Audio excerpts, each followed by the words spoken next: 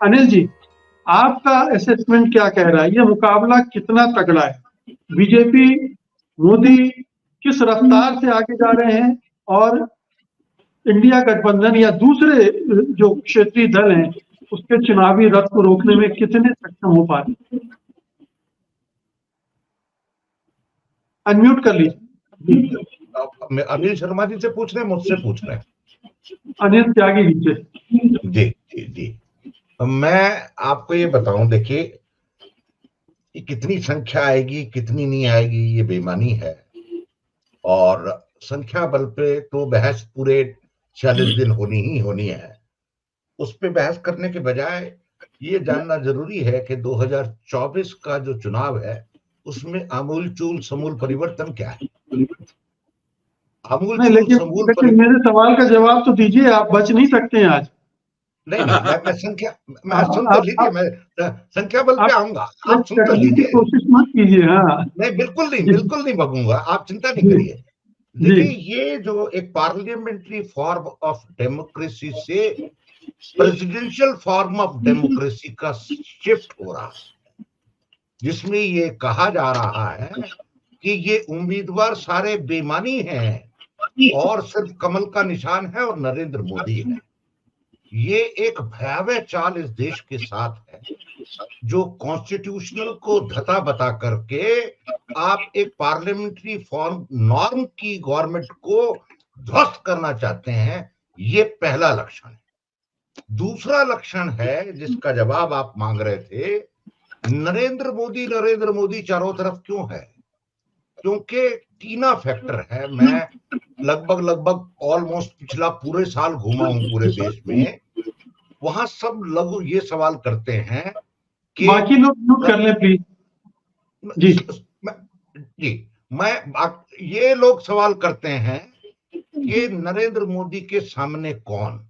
आप इस देश को समझना पड़ेगा, ये राजा राम, राजा दशरथ, राजा कृष्ण और तमाम मूर्ति पूजक लोगों का देश रहा है।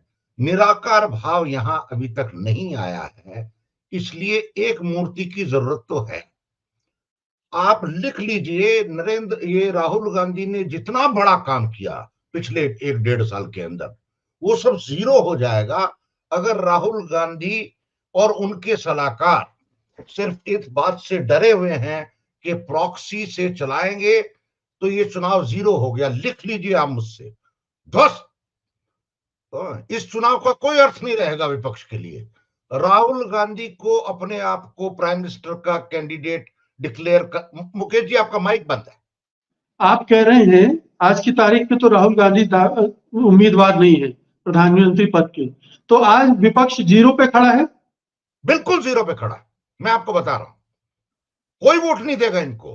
और क्यों वोट देगा मेरे को बताइए ना, जब ये विपक्ष ये नहीं तय कर पा रहा कि हमारा नेता कौन है, और पार्लियामेंट्री फॉर्म ऑफ डेमोक्रेसी को Narendra Modi presidential form of government में कब तब्दील करने वाले हैं, वो ऐसा मेस्मरिज्म फैला रहे हैं, कौन वोट देगा? अगर आज लिख लीजिए, मैं आपके मंच से कह रहा हूं 16 तारीख को, अगर आज राहुल गांधी अपना कैंडिडेचर अनाउंस कर दे, अरे अब्राहम लिंकन 16 बार चुनाव हारे, 1865 में तकदीर बदल गई, प्रेसिडेंट ऑफ इंडिया हो गए, डरने की क्या जरूरत है? और ये कौन सलाहकार है जो राहुल गांधी को ये समझा रहे हैं कि प्रॉक्सी से राजनीति होगी? एक मिनट सुन लीजिए, मेरी बात सुनिए, मैं आपकी बात का जवाब दूंगा। राजनीति जो है वो तलवार लेके सामने खड़े होने से होती है। फौज में भी यही सिखाया जाता है मेजर को कि आप जाइए, लीड करिए। जो आदमी लीड करने से बचता है, जनता उसको वोट नहीं देती है। एक बात और नोट करिए, मैं लेकिन आपको अनिल बता जी, रहा हूं। कोई आदमी अगर आज विपक्ष को लीड करते दिख रहा है तो मेरे ख्याल से राहुल गांधी है। ख्याल एक नहीं, वही आदमी है जो नहीं बोल ख्याल रहा नहीं। है, लिख रहा है। मैं मोदी आपको सब उसको कुछ उदाहरण खामोश है। देता हूं।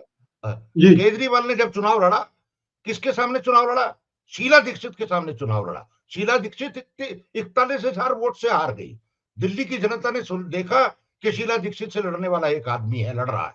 इस देश में नरेंद्र मोदी से लड़ने वाला आदमी अगर राहुल गांधी ये कहे तो 5% की वोट का शिफ्ट होगा। मैं आपको बता रहा हूं, टेंटेटिव शिफ्ट होगा। और वो शिफ्ट इतना जबरदस्त होगा कि ये इनको समझ में नहीं आएगा बीजेपी वालों को ये हुआ क्या है। अरे जी भाई, तेलंगाना में लोग ढूंढ रहे हैं कैंडिडेट, उड़ीसा में ढूंढ रहे हैं, आंध्रा में प्राइम मिनिस्टर का कैंडिडेट ढूंढ रहे हैं, जहां से इनकी सीटें बढ़ने की बात कर रहे हैं। कर्नाटक में ढूंढ रहे हैं। मेरे को तो जो आपने सीट की बात की, जो मेरा आकलन है, जो इन लोगों को संघ के लोगों ने कराया है, ये 183 से 205 पे अटके हुए हैं। 205 से बीजेपी की सीट ज्यादा बढ़ी नहीं रही है। ये सीट कहां बढ़ाएंगे? आप मेरे को बताइए, पंजाब में सीट बढ़ रही है क्या? हरियाणा में सीट बढ़ रही है क्या? दिल्ली में बढ़ रही है क्या? राजस्थान में बढ़ रही है क्या? तेलंगाना में बढ़ रही है क्या? उड़ीसा में बढ़ रही है क्या? आंध्रा में बढ़ेगी क्या? वेस्ट बंगाल में बढ़ेगी क्या? कर्नाटक में 2 सीट कम हो रही है, बढ़ कहां रही है? 25 में से 23 दे रहे हैं, 28 में से 23 देने को तैयार हूं मैं, वो भी नहीं आएंगी, लेकिन मैं फिर भी 2 सीट कम कर रहा हूं। यूपी में बढ़ रहे हैं क्या? आप बताइए, महाराष्ट्र में बढ़ रहे हैं। 48 में से 28 में से अगर ये 20 पे भी आ जाए तो गारंटी है। ये विवेक देश पांडे ज्यादा बताएंगे, क्योंकि महाराष्ट्र में बहुत ज्यादा जानता नहीं है। बढ़ क्या रही है? बढ़ इसलिए रही है, there is a TINA factor. लोगों के मन में ये बात बैठा दी गई है पूरे देश के अंदर कि नरेंद्र मोदी को वोट दिए बिना चलेगा नहीं। ये काम राहुल गांधी को करना पड़ेगा। रणछोड़ दास होकर के राजनीति नहीं की जा सकती है। राजनीति में तो आना ही पड़ेगा अगर नरेंद्र मोदी का मुकाबला करना है। नहीं तो ये यात्रा और ये भाषणबाजी राहुल गांधी की सब आडंबर है, और ये नरेंद्र मोदी की सहायता है, मैं आपको बता रहा हूं। सत्य हिंदी का ऐप डाउनलोड करें गूगल प्ले स्टोर पर।